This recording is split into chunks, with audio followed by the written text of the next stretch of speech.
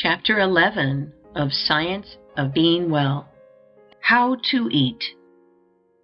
It is a settled fact that man naturally chews his food. The few fadists who maintain that we should bolt our nourishment, after the manner of the dog and others of the lower animals, can no longer get a hearing.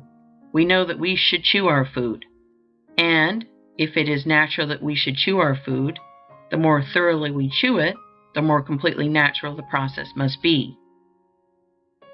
If you will chew every mouthful to a liquid, you need not be in the least concerned as to what you shall eat, for you can get sufficient nourishment out of any ordinary food.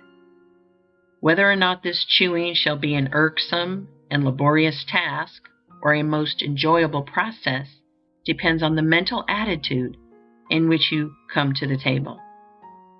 If your mind and attitude are on other things, or if you are anxious or worried about business or domestic affairs, you will find it almost impossible to eat without bolting more or less of your food. You must learn to live so scientifically that you will have no business or domestic cares to worry about. This you can do, and you can also learn to give your undivided attention to the act of eating while at the table. When you eat, do so with an eye single to the purpose of getting all the enjoyment you can from that meal. Dismiss everything else from your mind, and do not let anything take your attention from the food and its taste until your meal is finished.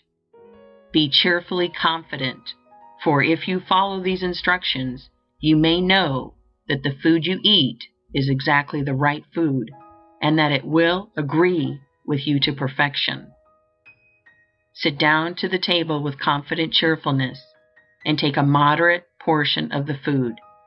Take whatever things look most desirable to you. Do not select some food because you think it will be good for you. Select that which will taste good to you. If you are to get well and stay well, you must drop the idea of doing things because they are good for your health, and do things because you want to do them. Select the food you want most.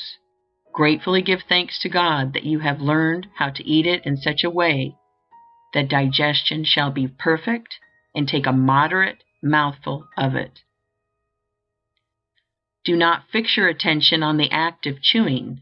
Fix it on the taste of the food, and taste and enjoy it until it is reduced to a liquid state and passes down your throat by involuntary swallowing. No matter how long it takes, do not think of the time. Think of the taste.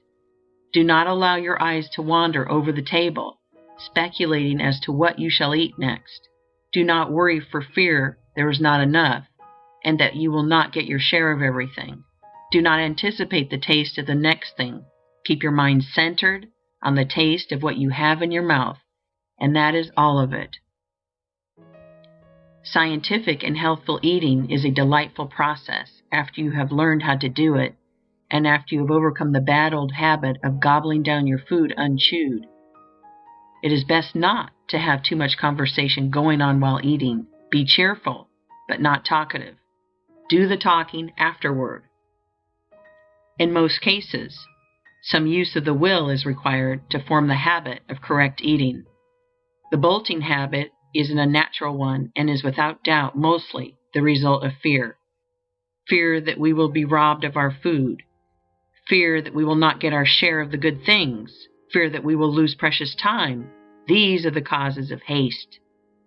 Then there is anticipation of the dainties that are to come for dessert, and the consequent desire to get at them as quickly as possible. And there is mental abstraction, or thinking of other matters while eating. All these must be overcome. When you find that your mind is wandering, call a halt. Think for a moment of the food and of how good it tastes, of the perfect digestion and assimilation that are going to follow the meal, and begin again. Begin again and again, though you must do so 20 times in the course of a single meal, and again, though you must do so every meal for weeks and months. It is perfectly certain that you can from the Fletcher habit if you persevere, and when you have formed it, you will experience a healthful pleasure you have never known. This is a vital point, and I must not leave it until I have thoroughly impressed it upon your mind. Given the right materials, perfectly prepared, the principle of health will positively build you a perfectly healthy body, and you cannot prepare the materials perfectly in any other way than the one I am describing. If you are to have perfect health, you must eat in just this way. You can, and the doing of it is only a matter of a little perseverance. What use for you to talk of mental control unless you will govern yourself in so simple a matter as ceasing to bolt your food? What use to talk of concentration unless you can keep your mind on the act of eating it for so short a space as 15 or 20 minutes, especially with all the pleasures of taste to help you go on and conquer?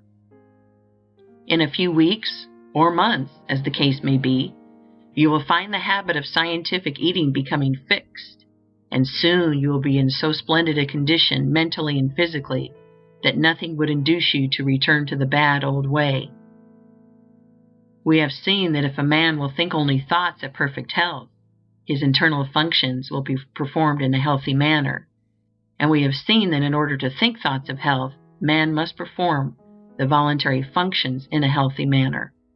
The most important of the voluntary functions is that of eating, and we see, so far, no especial difficulty in eating in a perfectly healthy way. I will here summarize the instructions as to when to eat, what to eat, and how to eat with the reasons therefore. Never eat until you have an earned hunger, no matter how long you go without food.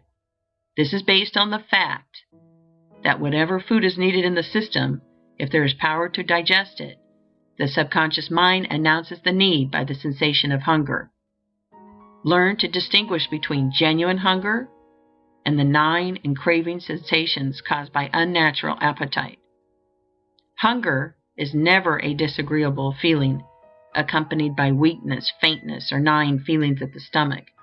It is a pleasant, anticipatory desire for food and is felt mostly in the mouth and throat.